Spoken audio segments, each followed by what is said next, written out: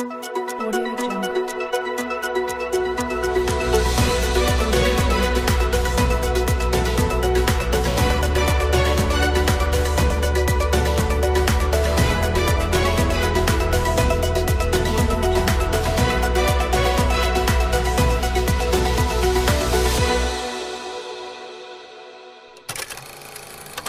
Saat ini sudah memasuki tahun politik. Suasana sudah hangat-hangat kuku dan sedang tren ini di kalangan politisi dan parpol. Setiap ditanya capres dan cawapresnya, jawabannya belum ada arahan Pak Lurah.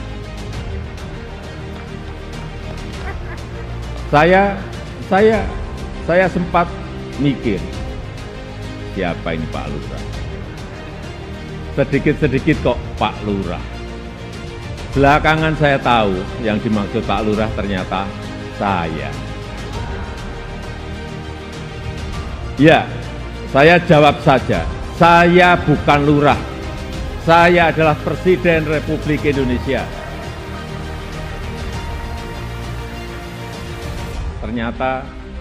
Ternyata Pak Lurah itu kode. Tapi perlu saya tegaskan, saya ini bukan ketua umum parpol, bukan ketua umum partai politik, bukan juga ketua koalisi partai. Dan sesuai ketentuan undang-undang, yang menentukan capres dan cawapres itu adalah partai politik dan koalisi partai politik. Jadi saya ingin mengatakan itu bukan wewenang saya.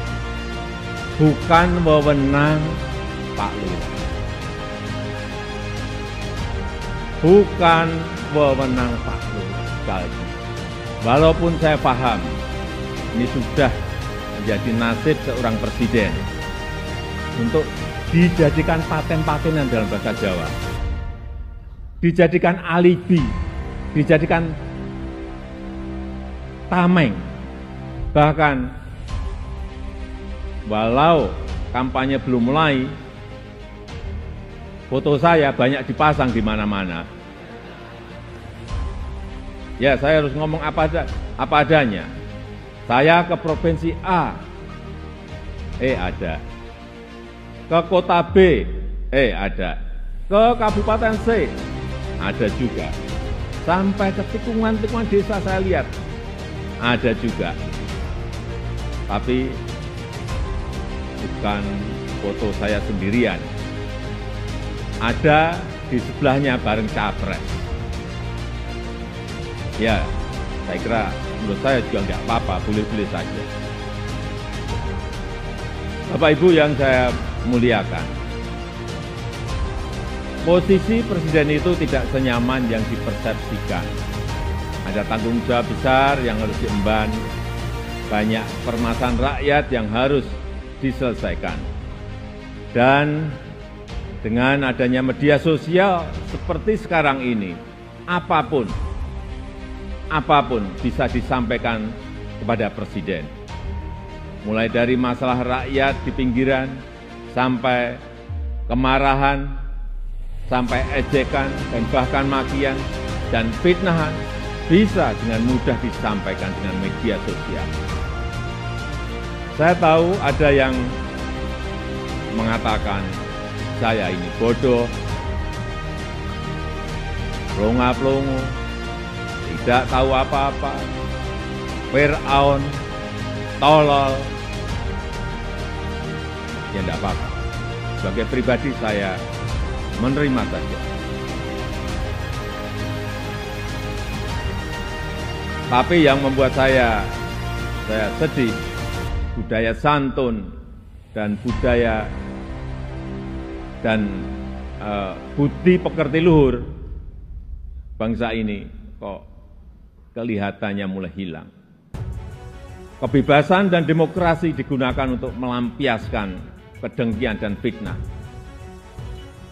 Polusi di wilayah budaya ini Sekali lagi polusi di wilayah budaya ini sangat melukai keluhuran budi pekerti bangsa Indonesia yang besar. Memang tidak semua seperti itu. Saya melihat mayoritas masyarakat juga sangat kecewa dengan polusi budaya tersebut. Cacian dan makian yang ada justru membangunkan nurani kita semua, nurani bangsa untuk bersatu menjaga moralitas ruang publik, bersatu menjaga mentalitas masyarakat, sehingga kita bisa tetap melangkah maju, menjalankan transformasi bangsa menuju Indonesia maju, menuju Indonesia emas 2045.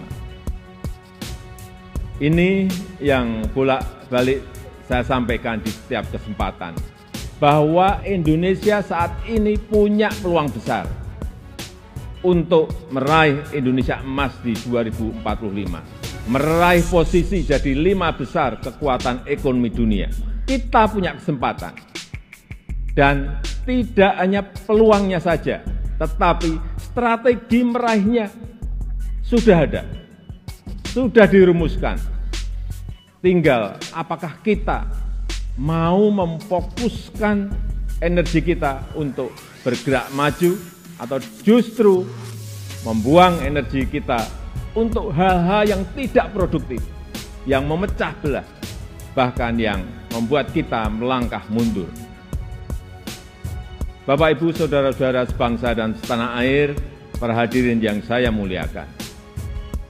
Bonus demografi yang akan mencapai puncak di tahun 2030-an adalah peluang besar kita untuk meraih Indonesia emas 2045. 68% adalah penduduk usia produktif. Disinilah kunci peningkatan produktivitas nasional kita. Selanjutnya, peluang besar yang kedua adalah international trust yang dimiliki Indonesia saat ini, yang dibangun bukan sekedar melalui gimmick dan retorika semata, melainkan melalui sebuah peran dan bukti nyata keberanian Indonesia dalam bersikap.